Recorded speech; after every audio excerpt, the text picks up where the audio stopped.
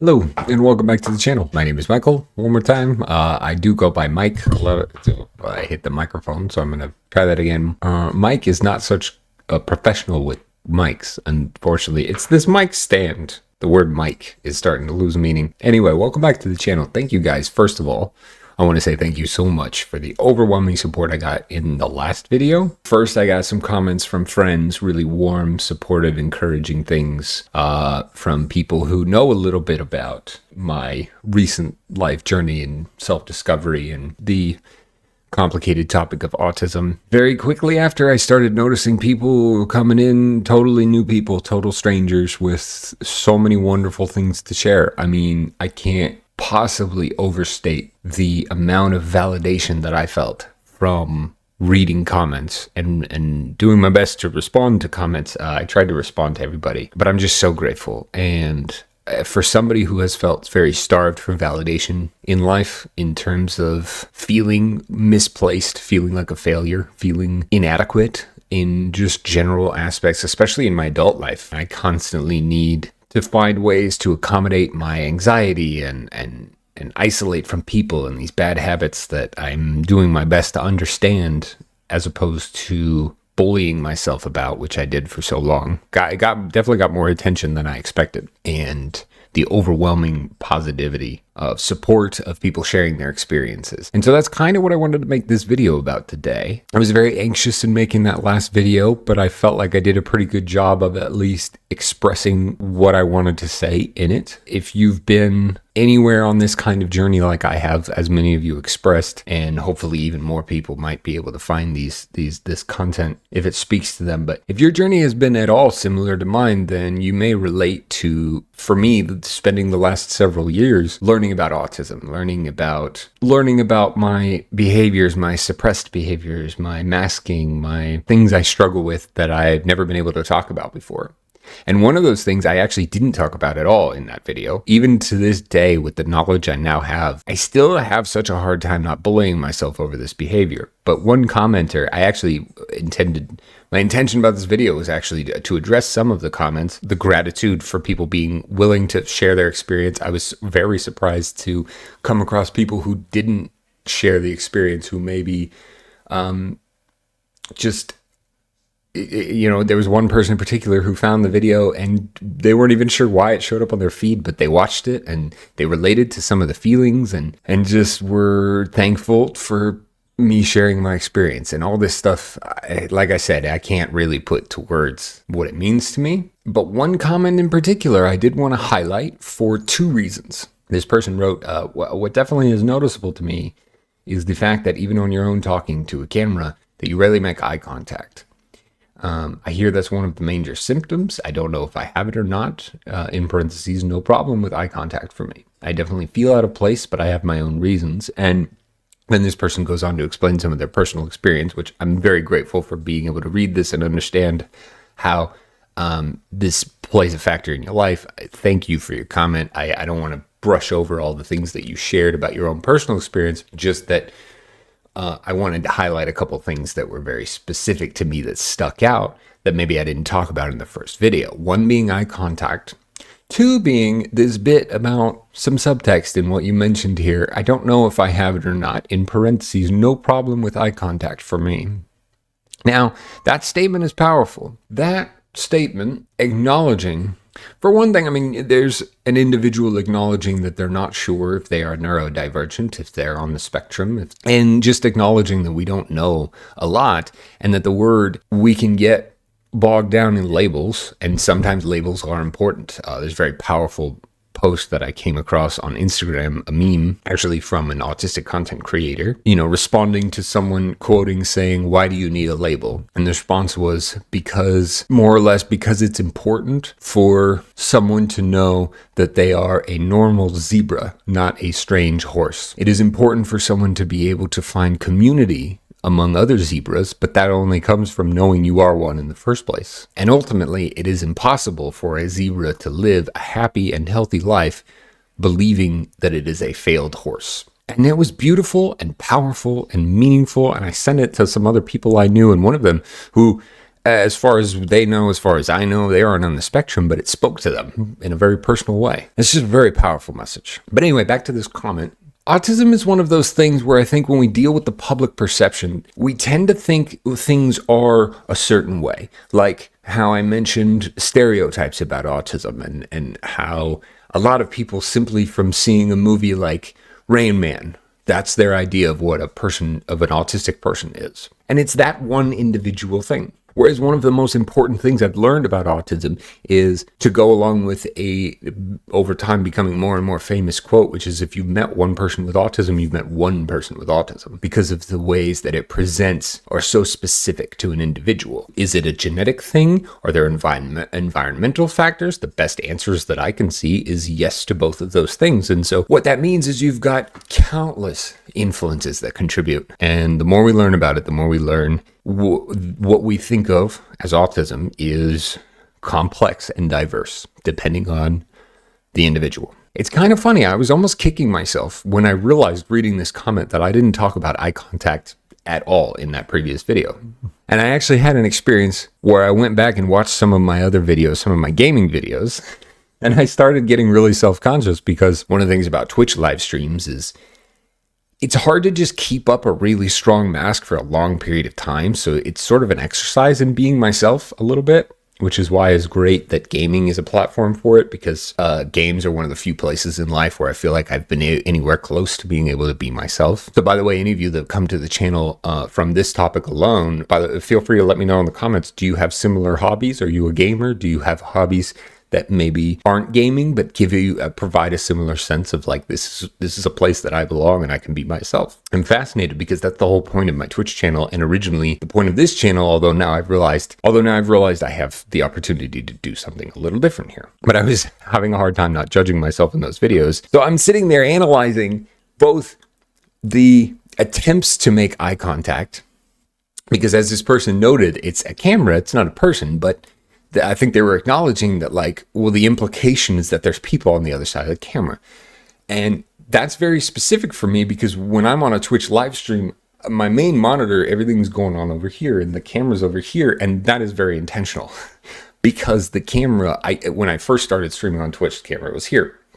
And to front and center, I never don't know that I'm on camera when I'm live streaming or anything like that. It doesn't go away. That sort of social anxiety, if that's what it is, I don't know. But I realize it's just infinitely better when it's over here because it's not in my face. I can fixate on this.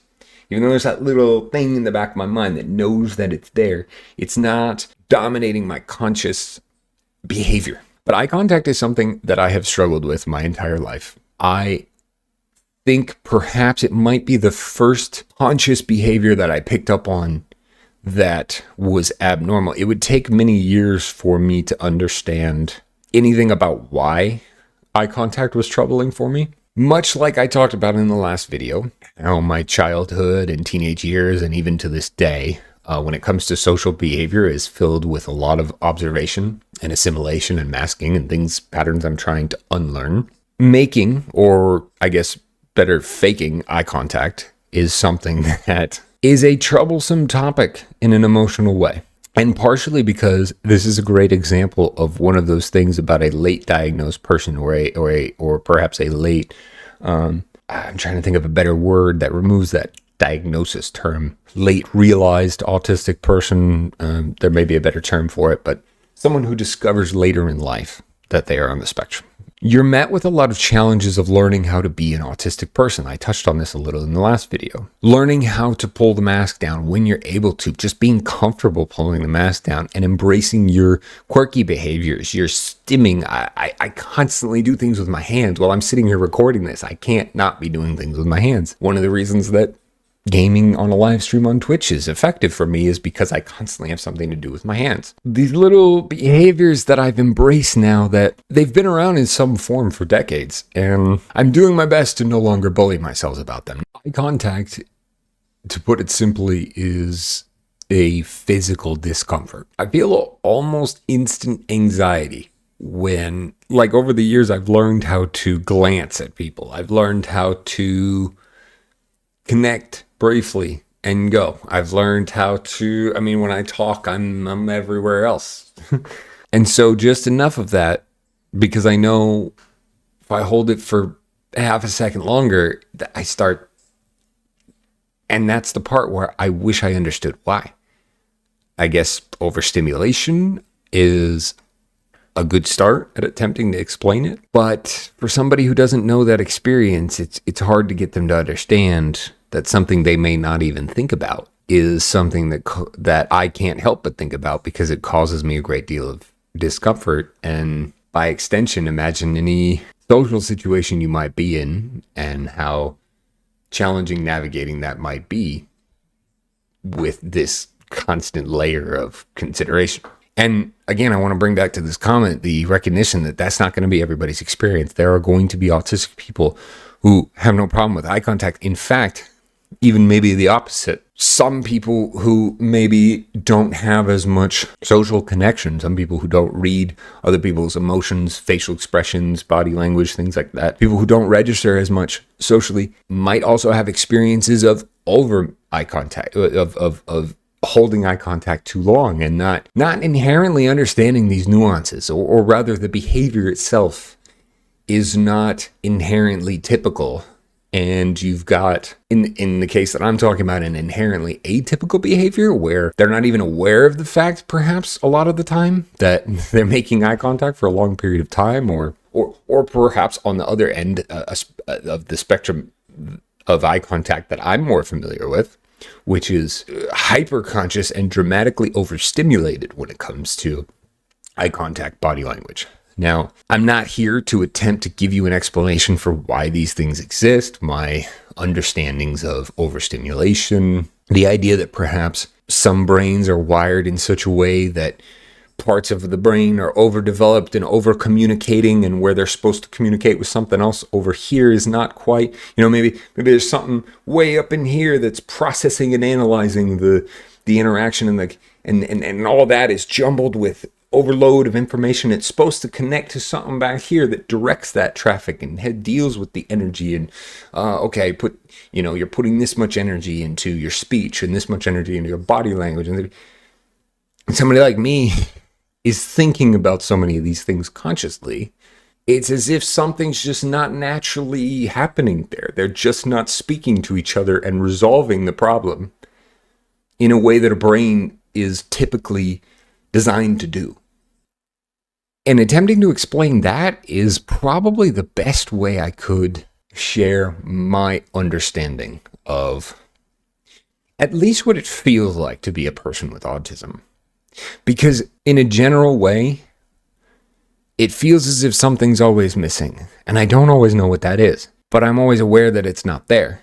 The need to perform, the need to think about the eye contact and body language, the need to manage all this stimulation and constantly be aware of my environment and being overstimulated and overwhelmed. It's as if somebody in here didn't show up for work.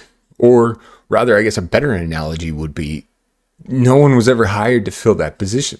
Somebody's supposed to manage the traffic. Somebody's supposed to direct the stimulation and the information so that the appropriate parts of yourself can deal with it, reconcile it, and regurgitate that information back out into the world. And it is a chronic feeling of that job not being fulfilled. And I don't know if this helps anybody, but much like that first video, I've got to believe that this speaks to someone. I've got to believe that you guys, now I have evidence. I've got to believe that you guys can relate to what I'm saying now based on how you've related. And maybe not. Maybe you guys have radically different experiences with this. Either way, I'd love to hear it. I want to know. And also anybody who considers themselves neurotypical that might be watching this. I'm eternally curious. What is your relationship with eye contact?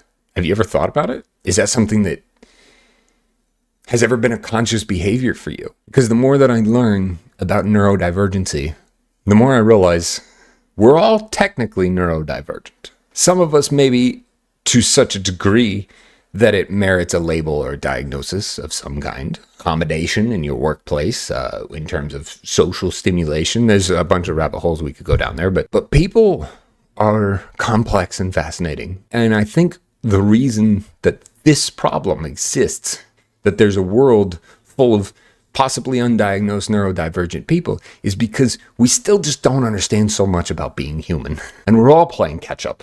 And we're all overwhelmed. And we're all trying to learn about each other. So thank you. Thank you for watching this video. If you did, thank you for your time. Again, like I said in the last video, the algorithm stuff, if you took the time to watch this, a like on the video is huge, helps big time, helps us get out, more likely to show up on people's page, especially if they search for these kind of things, which means it's likely a part of their life, something they learn about, or maybe a similar experience they're going through. So the more the correlation, the higher the views, the higher the likes, the more correlation between the two makes it more likely that it does reach these people. But I'm already blown away with the support I've received from that first video. I've been a little anxious about following it up because there's so much to say, but that comment, thank you so much for that. Again, I'm not going to call you out by name, but I appreciate you so much. And I'm hoping that this continues the dialogue. So please feel free. Let me know in the comments. How does this make you feel? Is this something you relate to? Do you have experiences like this? Do you have experiences that maybe speak to you in a similar way that maybe aren't eye contact related? Maybe other social like this. I wonder if other people think about sometimes. People who don't struggle with this. Maybe there's things that you experience that I never think about, that I have no idea. That's what I want to know. That's what I want here, us to share and talk about and learn about each other. So please, and thank you again for watching. It means the f***ing world to me. You have no idea. I'm so grateful.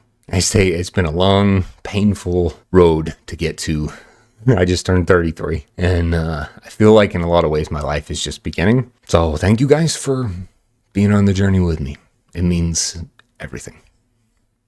And please take care of yourself. See you in the next one, hopefully.